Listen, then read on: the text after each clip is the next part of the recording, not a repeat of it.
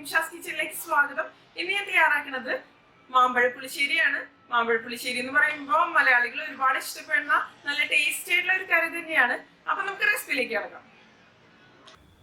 അപ്പൊ നമുക്ക് മാമ്പഴ പുളിശ്ശേരി തയ്യാറാക്കാൻ തുടങ്ങാം. അതിന് വേണ്ടിയിട്ട് ഞാനിവിടെ മാങ്ങ എടുത്തിട്ടുണ്ട്. ഞാനിവിടെ ഒരു 6 മാങ്ങയാണ് എടുത്തിരിക്കണത്.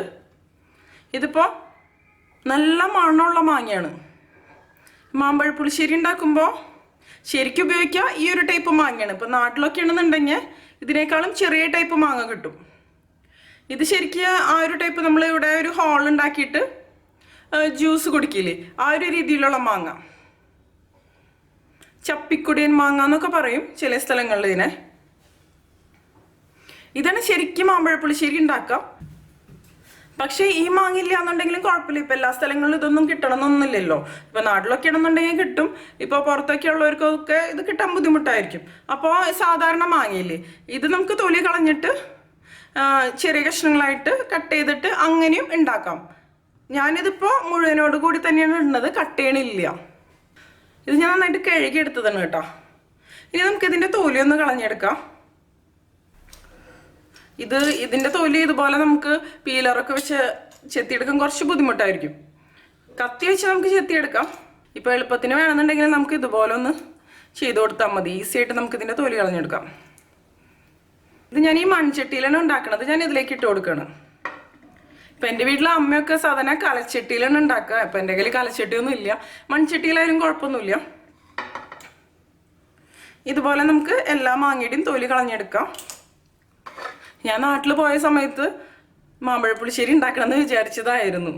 പക്ഷേ സമയം കിട്ടാത്ത കാരണം ഉണ്ടാക്കാൻ പറ്റിയില്ല. ഇപ്പം മോന് ക്ലാസ് സ്റ്റാർട്ട് ചെയ്തു. അപ്പോൾ പെട്ടെന്ന് തന്നെ പോന്നു. അധികം ദിവസം നിൽക്കാൻ പറ്റിയില്ല. അപ്പോൾ ഇവിടെ വന്നപ്പോൾ ഈ മാങ്ങ കിട്ടുന്നൊന്നും വിചാരിച്ചില്ല കേട്ടോ. ഒരു ദിവസം ഷോപ്പിൽ പോയ സമയത്ത് ഈ മാങ്ങ ഇരിക്കുന്നത് കണ്ടു. അപ്പോൾ നല്ല ടെംപ്റ്റിംഗ് ആയിട്ടുള്ള മണം. അപ്പോൾ പിന്നെ എന്തായാലും വാങ്ങിച്ചു.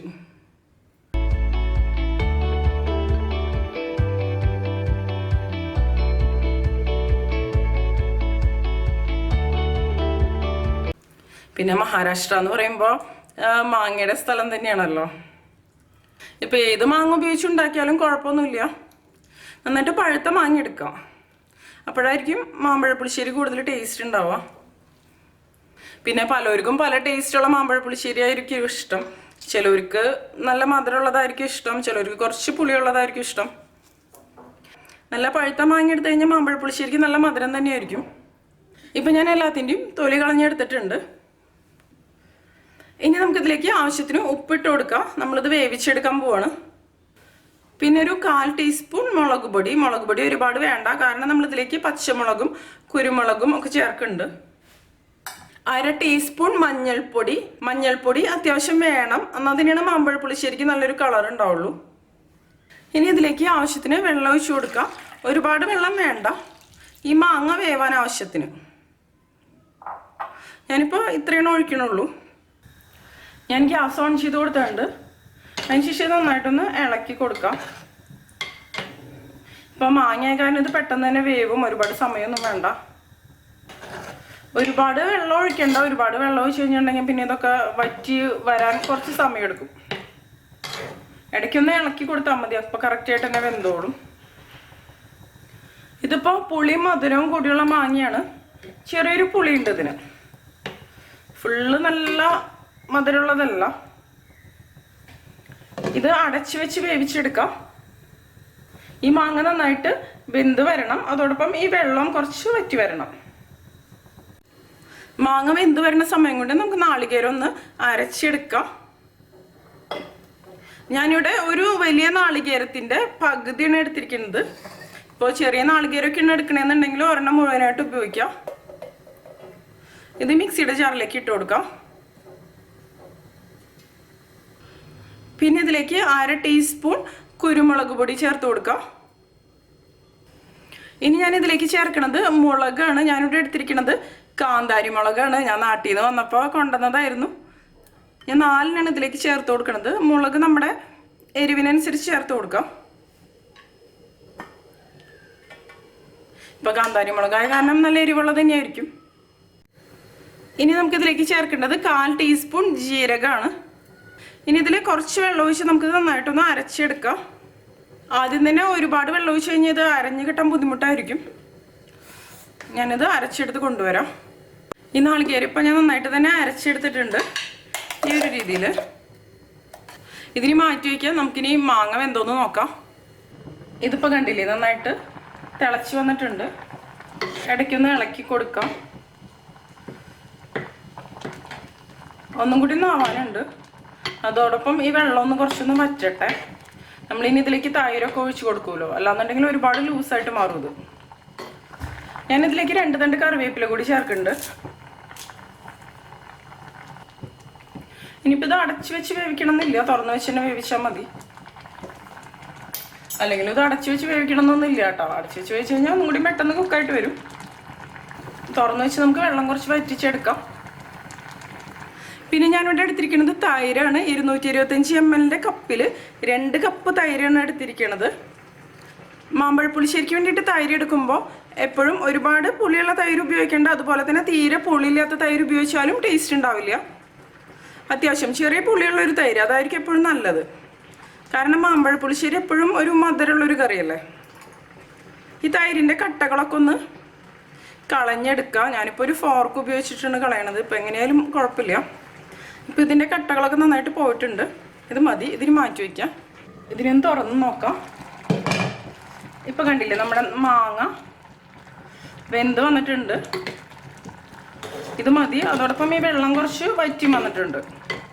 ഒരുപാടിട്ട് വേവിച്ച് കഴിഞ്ഞാൽ പിന്നെ ഇനി മാങ്ങ ഭയങ്കരമായിട്ട് ഉടഞ്ഞു പോകും.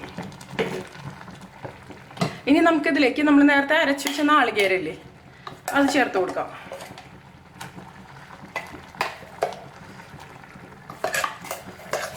ഇപ്പം ഞാൻ കുറച്ച് വെള്ളം ഒഴിച്ചിട്ടാണ് അരച്ചെടുത്തിരിക്കണത്. കാരണം ഇതിൽ വെള്ളം ഉണ്ടല്ലോ ആവശ്യത്തിന്. പിന്നെ നമ്മൾ തൈര് ഒഴിക്കുമ്പോൾ അല്ലെങ്കിൽ പിന്നെ ഇത് ഒരുപാട് ലൂസായിട്ട് മാറും. എല്ലാം ഇതിലേക്ക് ഇട്ട് കൊടുക്കാം. ഇനി ഇത് നമുക്ക് നന്നായിട്ടൊന്ന് മിക്സ് ചെയ്ത് കൊടുക്കാം.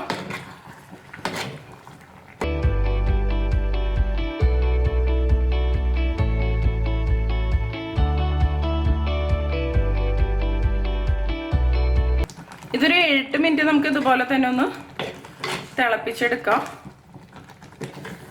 ഒരുപാട് സമയമൊന്നും വേണ്ട. ഞാനിനി ഇതിലേക്കൊരു 2 ടേബിൾ സ്പൂൺ പഞ്ചസാര കൂടി ചേർക്കുന്നുണ്ട്. പഞ്ചസാര ഓപ്ഷണലാണ്, നമുക്ക് വേണമെന്നുണ്ടെങ്കിൽ മാത്രം ചേർത്താൽ മതി. ഇപ്പം ഈ മാങ്ങയ്ക്ക് നല്ല മധുരം ഉണ്ടെന്നുണ്ടെങ്കിൽ പിന്നെ പഞ്ചസാര ചേർക്കേണ്ട ആവശ്യമില്ല. പക്ഷേ ഈ മാങ്ങയ്ക്ക് ചെറിയൊരു പുളിയും കൂടിയുള്ള മാങ്ങയാണ്, അത് കാരണമാണ് ഞാൻ പഞ്ചസാര ചേർത്തത്. പിന്നെ എനിക്ക് കുറച്ച് മധുരമുള്ള മാമ്പഴ പുളിശ്ശേരി തന്നെയാണ് ഇഷ്ടം. അത് ഓരോരുത്തരുടെ ഇഷ്ടം. അപ്പോൾ ചിലവർക്ക് മധുരമുള്ള കറികൾ ഇഷ്ടം ഉണ്ടാവില്ല. അപ്പോൾ അങ്ങനെയുള്ളൊരു പഞ്ചസാര ചേർക്കേണ്ട ആവശ്യമില്ല. ചിലവർ ഇതിലേക്ക് ശർക്കരയും ചേർക്കാറുണ്ട്. പക്ഷെ ഞങ്ങളുടെ നാട്ടിലൊക്കെ സാധാരണ പഞ്ചസാരയാണ് ചേർക്കാറ്. ഇപ്പം ഇതിൻ്റെ പച്ചമണമൊക്കെ നന്നായിട്ട് മാറിയിട്ടുണ്ട്. ഇത് മതി. ഇനി നമുക്കിതിലേക്ക് തൈര് ചേർത്ത് കൊടുക്കാം. തൈര് ചേർത്തതിന് ശേഷം തിളയ്ക്കാൻ പാടില്ല, ജസ്റ്റ് ഒന്ന് ചൂടായി വന്നാൽ മതി. അല്ലാന്നുണ്ടെങ്കിൽ പിരിഞ്ഞ പോലെ ഇരിക്കാൻ സാധ്യതയുണ്ട്.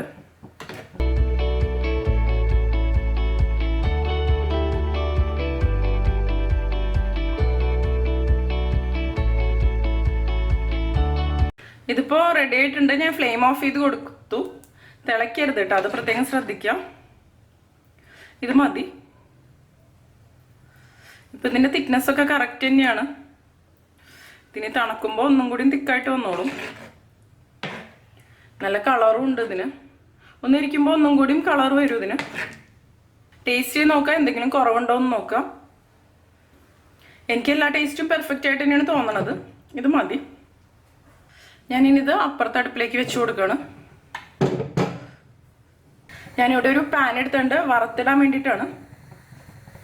പാൻ ചൂടാകുമ്പോൾ നമുക്കിതിലേക്ക് വെളിച്ചെണ്ണ ഒഴിച്ച് കൊടുക്കാം. മാമ്പഴ പുളിശ്ശേരിയൊക്കെ ഉണ്ടാക്കുമ്പോൾ എപ്പോഴും വെളിച്ചെണ്ണ തന്നെ ഉപയോഗിക്കുക. അപ്പോഴായിരിക്കും കൂടുതൽ ടേസ്റ്റി ആയിരിക്കുക. ഞാനൊരു 2 ടേബിൾ സ്പൂൺ വെളിച്ചെണ്ണ ഒഴിച്ചിട്ടുണ്ട് ഇതിലേക്ക്. ഇനി വെളിച്ചെണ്ണ ചൂടാകുമ്പോൾ നമുക്കിതിലേക്ക് 1 ടീസ്പൂൺ കടുക് ഇട്ട് കൊടുക്കാം. ഇപ്പോൾ കടുക് നന്നായിട്ട് പൊട്ടുന്നുണ്ട്. നന്നായിട്ട് പൊട്ടിക്കഴിയുമ്പോൾ നമുക്കിതിലേക്ക് ഉലുവ ചേർത്ത് കൊടുക്കാം. ഞാനിവിടെ ഒരു 1/4 ടീസ്പൂൺ ഉലുവയാണ് എടുത്തിരിക്കുന്നത്. ഉലുവ ഒരുപാട് വേണ്ട. ഉലുവ ഒരുപാടായി കഴിഞ്ഞാൽ കറിക്ക് കയ്പ്പ് വരും. ഒന്ന് ഇളക്കി കൊടുക്കാം. ഇനി നമുക്കിതിലേക്ക് വറ്റൽമുളക് ചേർത്ത് കൊടുക്കാം. ഞാനിവിടെ 3 വറ്റൽമുളകാണ് എടുത്തിരിക്കുന്നത്. ഒന്ന് പൊട്ടിച്ചിടാം.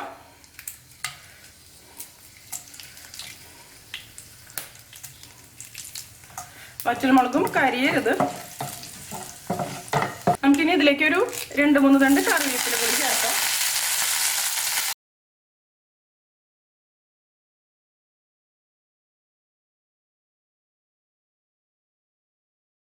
ഞാൻ ഫ്ലെയിം ഓഫ് ചെയ്ത് കൊടുത്തിട്ടുണ്ട്. ഇനി നമുക്കിതിലേക്ക് ഇത് ഒഴിച്ചു കൊടുക്കാം.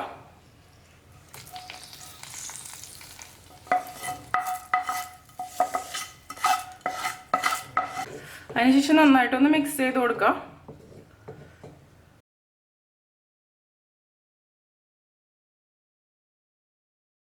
ഇപ്പോൾ നമ്മുടെ ടേസ്റ്റി ആയിട്ടുള്ള മാമ്പഴ പുളിശ്ശേരി റെഡി ആയിട്ടുണ്ട്. അപ്പോൾ എല്ലാവരും ട്രൈ ചെയ്ത് നോക്കിയിട്ട് നിങ്ങളുടെ എക്സ്പീരിയൻസ് ഷെയർ ചെയ്തോളൂ കേട്ടോ. നിങ്ങൾക്ക് എന്റെ വീഡിയോ ഇഷ്ടമാവുകയാണെങ്കിൽ നിമിഷാസ് കിച്ചൺ സബ്സ്ക്രൈബ് ചെയ്തോളൂ കേട്ടോ. പിന്നെ ലൈക്ക് ചെയ്യുക, അതോടൊപ്പം നിങ്ങളുടെ ഫ്രണ്ട്സിനും ഫാമിലിക്കും ഒക്കെ ഒന്ന് ഷെയർ ചെയ്ത് കൊടുക്കുകയും ചെയ്യുക. അതുകൂടാതെ നിങ്ങളുടെ അഭിപ്രായങ്ങൾ കമന്റ് ചെയ്തോളൂ കേട്ടോ. അപ്പൊ മറ്റൊരു അടിപൊളി റെസിപ്പി ആയിട്ട് നമുക്ക് വീണ്ടും കാണാം.